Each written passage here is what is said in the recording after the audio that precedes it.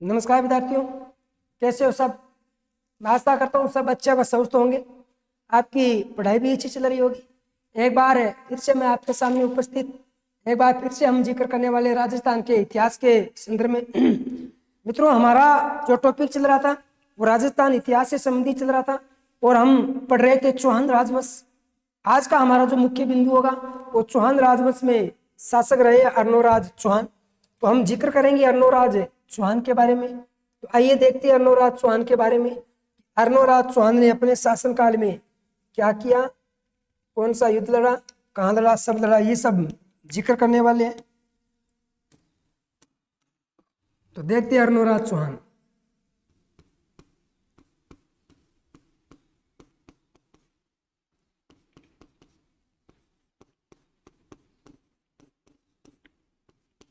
चलो, शासक का नाम क्या है? अर्णोराज चौहान।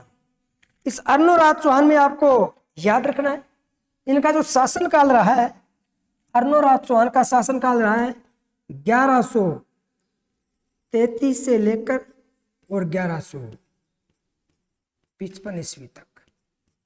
ठीक है, कुछ जगह चीज याद रखना, कुछ जगह आपको मेरे बच्चों याद रखना 50 भी मिलता है, तो आप 1155 याद रखो। ठीक है, अर्णोराज चौहान के बारे में एक बात और याद रख लेना, इनकी मैं अगर बात करूं उपनाम, अर्णोराज चौहान का उपनाम की बात करूं तो उपनाम हो जाएगा अन्नाजी। अर्णोराज चौहान को किस नाम से जाना जाता है? अन्नाजी के नाम से जाना जाता है। इस बात को भी आप क्या रखें, याद रखें। और अगर मैं बात करूं उपाधि की, इनकी उपाधि हुआ करती थी, उपाधि उपाधि थी महाराजा धीराज।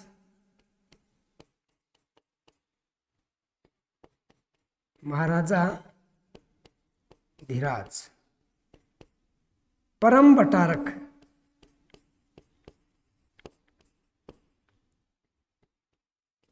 परमेश्वर,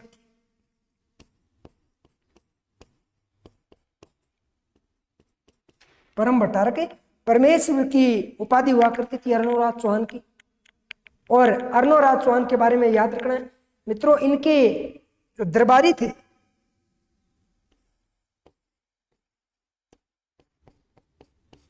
दरबारी विद्वान,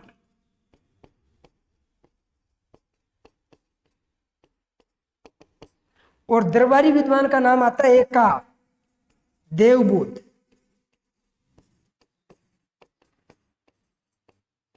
दरबारी विद्वान का नाम क्या मिलता है? देवबोध नाम का दरबारी विद्वान था। दूसरा था धर्मघोष। क्या नाम था? धर्मघोष। तो देवबोध और धर्मघोष किसके दरबारी हुआ करते थे? अर्णोराज चौहान के हुआ करते थे। इस बात को याद रखना, दोबारा देखना। अर्णोराज चौहान का शासनकाल 1133 से 1155 ईस्वी तक माना जाता है। इनका जो उपनाम है वो अन्नाजी के नाम से जाना जाता है। इनकी जो उपाधि है महाराजा धीराज, परम भट्टारक, परमेश्वर की उपाधि है। इनके जो दरबारी विद्वान थे, दरबारी विद्वान का नाम, एक का नाम देवबोध और दूसरे का नाम देवघोष हुआ करता, धर्मघोष हुआ करता था। इस बात को ध्यान रखिए। फिर इसी अर्णोराज चौहान के बारे में आपको आगे याद रखना है मित्रों। अर्णोराज चौहान ने अन्ना सागर झील का निर्माण करवाया। कौन सी झील? अन्ना सागर झील का निर्माण करवाया। अन्ना सागर झील कहाँ है? हम सबको पता, अजमेर। अन्ना सागर झील का निर्माण किसने करवाया? तो अर्णोराज के द्वारा करवाया गया था। इस बात को याद रखना। और यहीं पर जो जल आता है वो कौन सी नदी का है? चंद्रा व बांडी नदी। कौन सी नदी? चंद्रा व बांडी नदी। इस बात को याद रखना। अन्ना सागर झील का निर्माण करवाया था। अन्ना सागर झील का निर्माण अर्णोराज चौहान ने क्यों करवाया? तो ऐसा उल्लेख मिलता है कि अर्णोराज के शासनकाल में तुर्कों ने आक्रमण किया था। अजमेर पर किसने आक्रमण किया? तुर्कों ने आक्रमण किया था, इस बात को याद रखना। और तुर्कों ने जब आक्रमण किया तो डटकर मुकाबला किया अर्नोराज चौहान ने।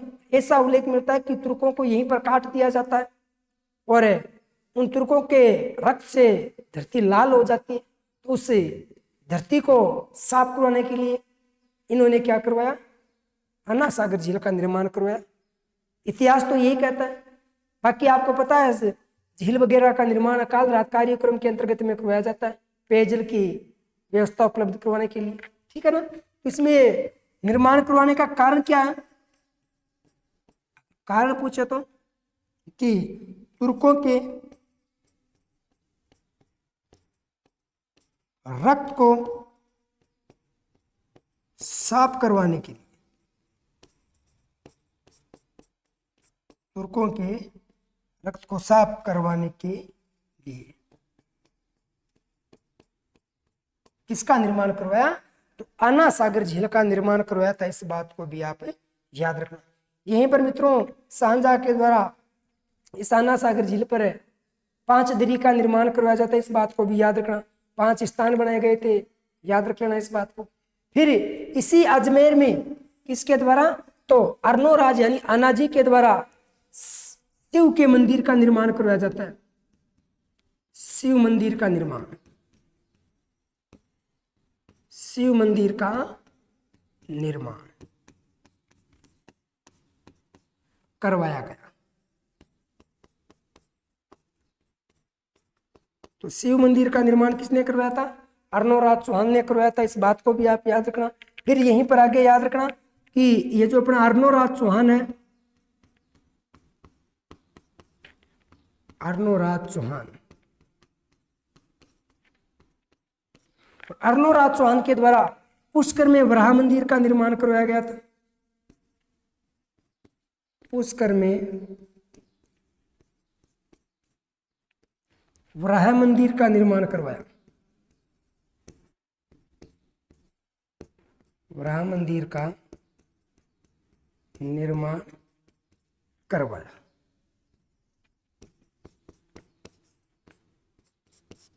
तो पुष्कर में वराह मंदिर का निर्माण किसके द्वारा करवाया गया था, तो अपने अन्नाजी के द्वारा करवाया गया था। फिर आगे याद रखना, ये जो वराह मंदिर है, कौन सा मंदिर है, वराह मंदिर, इनका मैं बात करूं जीर्णोद्वार की, जीर्णोद्वार यानी पुनः निर्माण करवाया था, दोबारा इसका कार्य पुटका करवाया था, वो सम्मर्सी के द्वारा करवाया गया था। किसके द्वारा, सम्मर्सी, समर सिंह के द्वारा करवाया गया।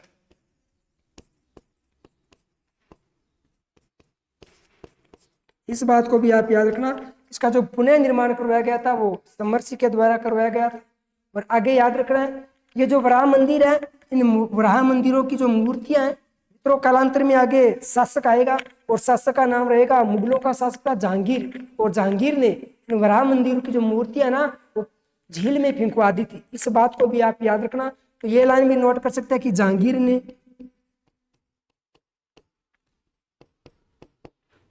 ने वराह मंदिर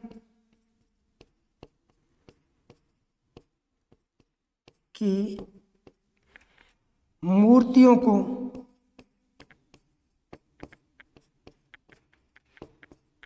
पुष्कर झील में फेंकवा दिया, पुष्कर झील में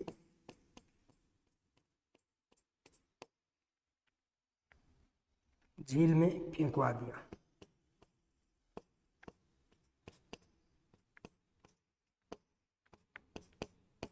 तो पुष्कर झील में फेंकवा दिया, किसने फेंकवा दिया, तो जहांगीर ने फेंकवा दिया था। इस बात को भी आप याद रखना। और वराह मंदिरों का निर्माण किसके द्वारा करवाया गया था, तो जहांगीर के द्वारा करवाया गया था। इस बात को भी आप याद रखना। फिर यहीं पर ऐसे अर्नोराज के द्वारा उल्लेख मिलता है कि खरतगच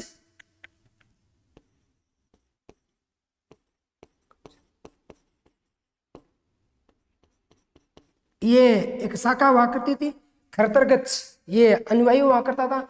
इनमें जानकारी मिलती है कि खरतरगच के अनुयायियों को इसने क्या की थी, अनुयायियों को भूमि दान किया था। इस बात को भी आप याद रखना।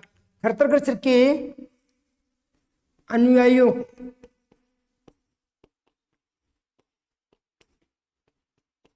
को आनाजी, शॉर्ट में लिख देता हूं, आनाजी भूमि दान करता है। भूमि दान करता है, ठीक है ना। यह एक शाखा थी अनुयायियों की, और इस शाखा को जमीन दी थी दान में, भूमि दी थी। इस बात को भी आप याद रखना।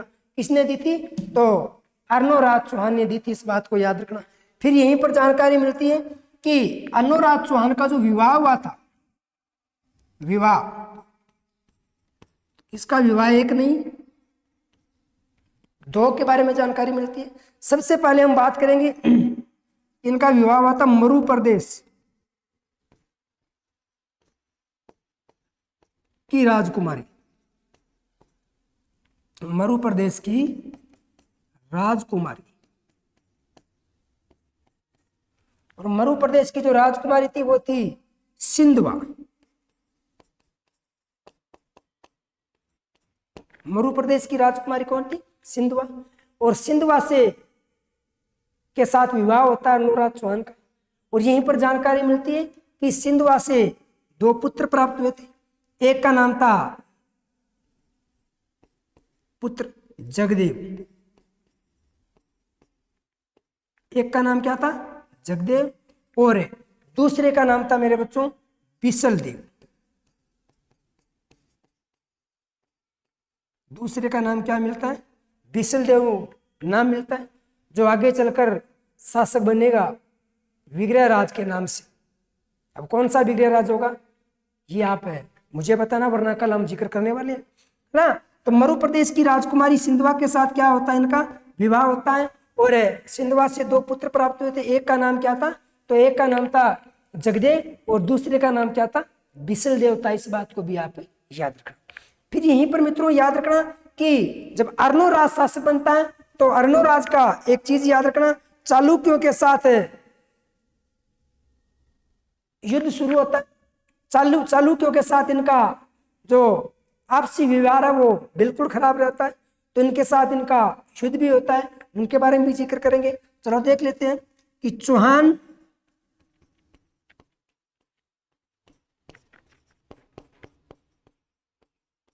चालुक्य संघर्ष।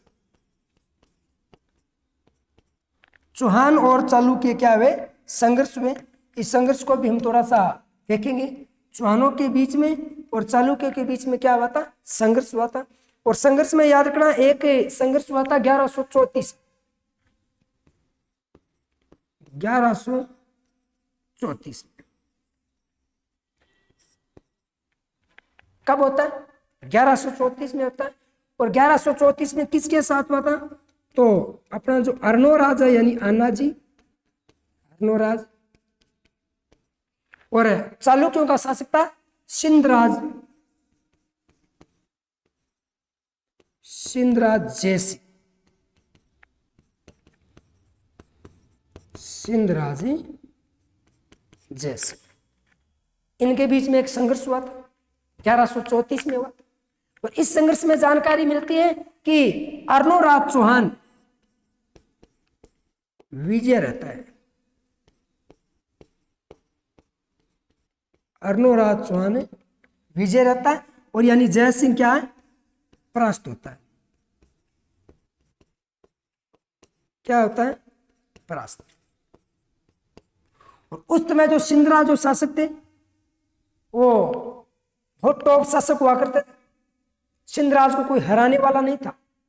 सिंधराज को कोई हराने वाला नहीं था। और आज अर्नोराज से सिंधराज चालुक्य हार गया। सिंधराज जयसिंह चालुक्य हार गया। तो जयसिंह को लगा कि यार अर्नोराज चीज तो काम की है, चीज तो काम की है, क्यों न मैं इसके साथ वैवाहिक संबंध स्थापित कर दूं, क्यों न मैं इसके साथ वैवाहिक संबंध स्थापित कर दूं। तो मित्रों यहीं पर अर्नोराज का क्या करवा देता है?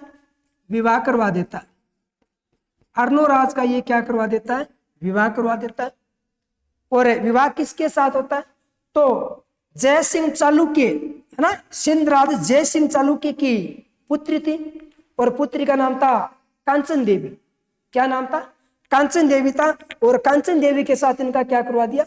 विवाह करवा दिया। तो विवाह किसके साथ हो गया? कांचन देवी। ध्यान से सुनना, कांचन देवी।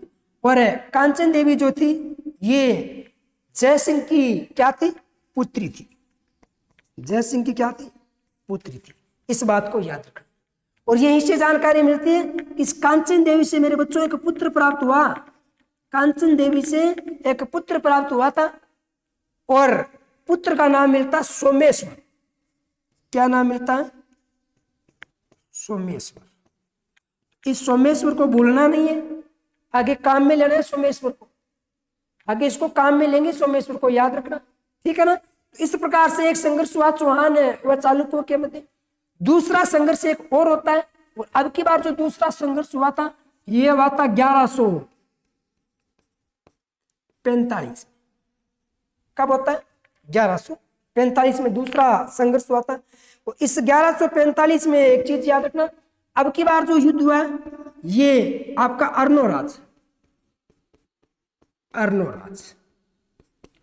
अर्णोराज के साथ अब की बार जो युद्ध हुआ है ये युद्ध जयसिंह के साथ नहीं हुआ है मित्रों। जयसिंह का पुत्र था और जयसिंह का पुत्र का नाम मिलता कुमारपाल चालुक्य।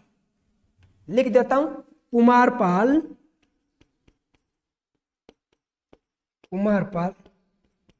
चालुक्य।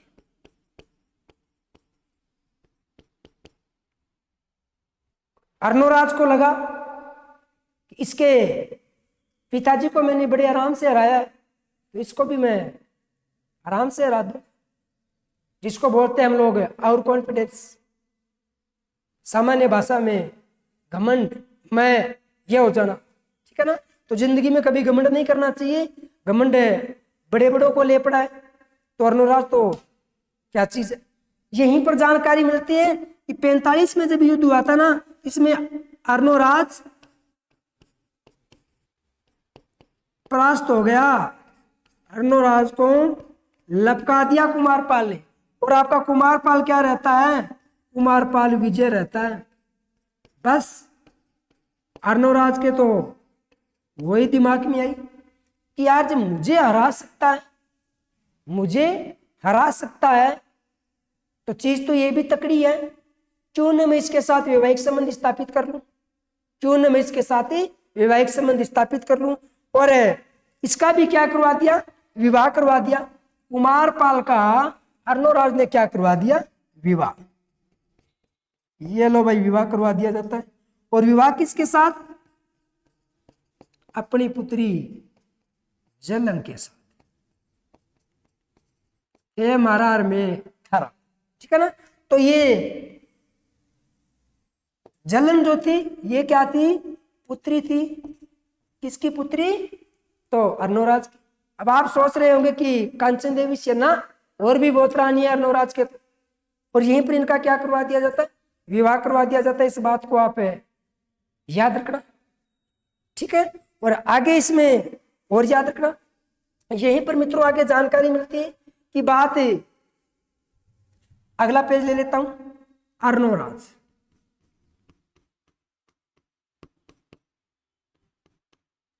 चौहान।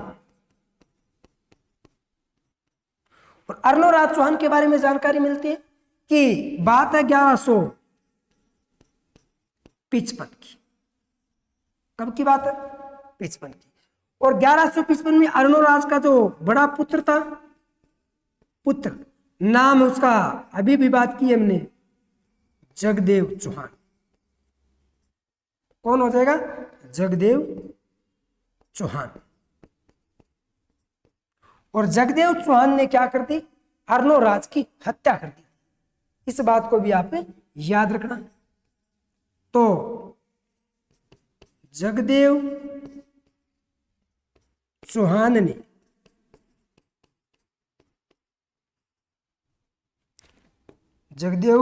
ने अर्णोराज की हत्या की।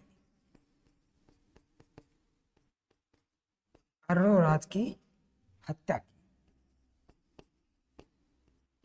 इस बात को याद रखना, अर्णोराज की हत्या की। और चौहानों का पितरंता शासक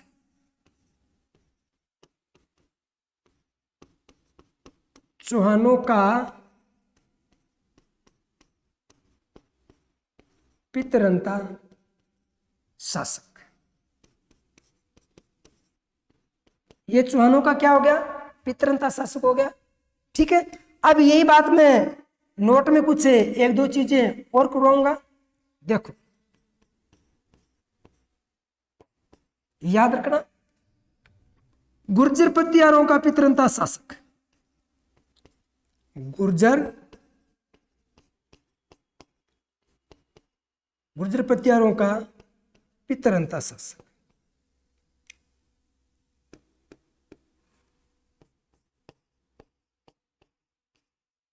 पितरंता शासक। तो गुर्जर पतियारों का जो पितरंता शासक था वो था मिहिर भोज।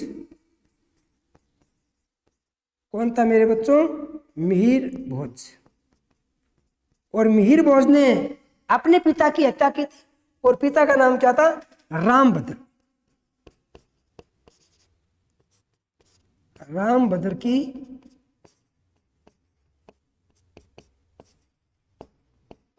हत्या की। ठीक है, फिर दूसरी बात आपको याद रखना है, मेवाड़ का पितरंता शासक,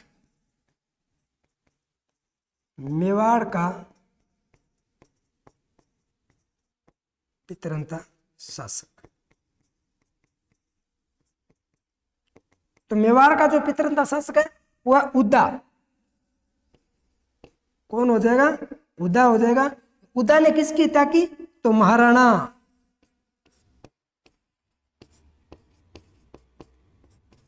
कुंभा की हत्या।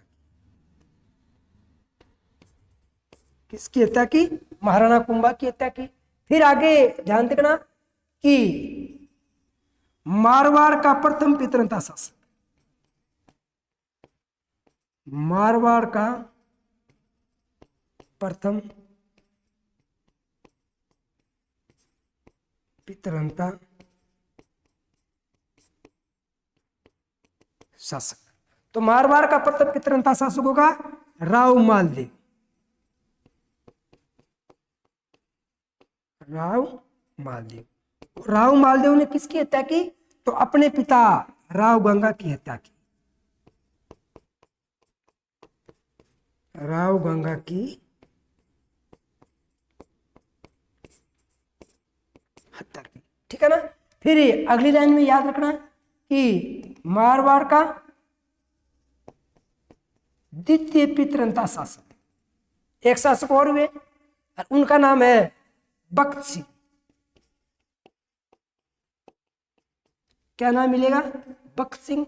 और बख्त सिंह ने किसकी हत्या की? तो अजीत सिंह की हत्या की।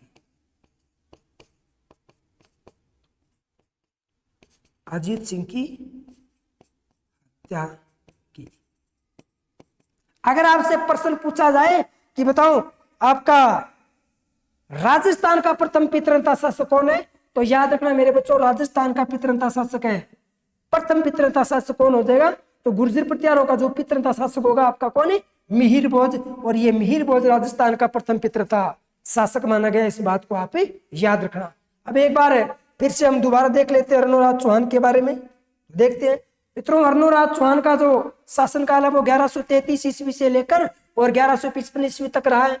और उपनाम अन्नाजी, उपाधि महाराजा धीराज परम भट्टारक परमेश्वर की, और दरबारी विद्वान देवबोध और धर्म गोस्ते। फिर अन्ना सागर झील का निर्माण करवाया और चंद्रावर बांडी नदी का जल गिरता है कारण तुर्कों के रक्त को साफ करने के लिए। अजमेर में शिव मंदिर का निर्माण करवाया था। इस बात को भी आप याद रखना। आगे याद रखना है कि अर्नोराज चौहान ने पुष्कर में वराह मंदिर का निर्माण करवाया था। इस वराह मंदिर का जो जीर्णोद्वार करवाया था वो समर सिंह के द्वारा करवाया गया था। और कालांतर में उल्लेख मिलता है कि जहांगीर ने वराह मंदिर की जो मूर्तियों को पुष्कर झील में फेंकवा दिया जाता है। और खरतर गच्छ के अनुयायियों को अन्नाजी ने भूमि दान करता है। इस बात को याद रखना। इनका विवाह मरु प्रदेश की राजकुमारी सिंधुआ से होता है। और सिंधुआ से 2 पुत्र प्राप्त हुए थे। बड़े का नाम जगदेव था और छोटे का नाम विश्वदेव। इस जगदेव ने अपने पिता की हत्या कर दी थी, ये हम देख चुके हैं। और फिर याद रखना कि अर्नोराज का और चालुक्यों के बीच में संघर्ष होता है। 1134 ईस्वी में अर्णोराज व सिंधराज जयसिंह के मध्य एक युद्ध हुआ था। इसमें अर्णोराज विजय रहता है और परास्त होता है आपका जयसिंह। तो जयसिंह की पुत्री थी कांचन देवी, कांचन देवी का विवाह करवा दिया जाता है अर्णोराज के साथ, और इसी कांचन देवी से एक पुत्र प्राप्त हुआ था सोमेश्वर। इस सोमेश्वर को याद रखना, आगे हम काम में लेंगे, ठीक है। फिर 1145 में अर्णोराज का कुमारपाल चालुक्य के साथ युद्ध होता है और कुमारपाल चालुक्य जयसिंह का पुत्र था। इस युद्ध में परास्त हो गया अर्णोराज चौहान और विजय रहता है कुमारपाल। तो अर्णोराज चौहान ने क्या की, सेम प्रक्रिया अपनाई और कुमारपाल का विवाह करवा दिया अपनी पुत्री जिल्लन के साथ। इस बात को याद रखना। फिर आगे जानकारी मिलती है कि 1155 में पुत्र जगदेव के द्वारा क्या कर दी जाती है, अर्णोराज की हत्या कर दी जाती है। तो ये चौहानों का प्रथम पितृता शासक माना गया है। और गुर्जर पटियारों का पितृता शासक कौन होगा, मिहिर भोज होगा। रामभद्र की हत्या की। मेवाड़ का पितृता शासक उदा, महाराणा कुंभा की हत्या की। और मारवाड़ का प्रथम पितृता शासक राव मालदेव, राव गंगा की हत्या की। और मारवाड़ का द्वितीय पितृता शासक भगत सिंह, अजीत सिंह की हत्या की। तो मित्रों, ये थी हमारी क्लास अर्णोराज या अनाजी से संबंधित। कैसी लगी आपको क्लास? अगर अच्छी लगी तो लाइक शेयर व सब्सक्राइब जरूर करें। आप भी पढ़े और अपने दोस्तों को पढ़ाएं। बाकी पढ़ेंगे हम लोग अगले एपिसोड में। तो अगले एपिसोड में हम क्या पढ़ेंगे, कैसे पढ़ेंगे, क्यों पढ़ेंगे, ये जानने के लिए आप बने रहिए धारावाहिक चैनल अगले एपिसोड अभिज्ञान के साथ। तब तक के लिए नमस्कार, जय हिंद, जय भारत।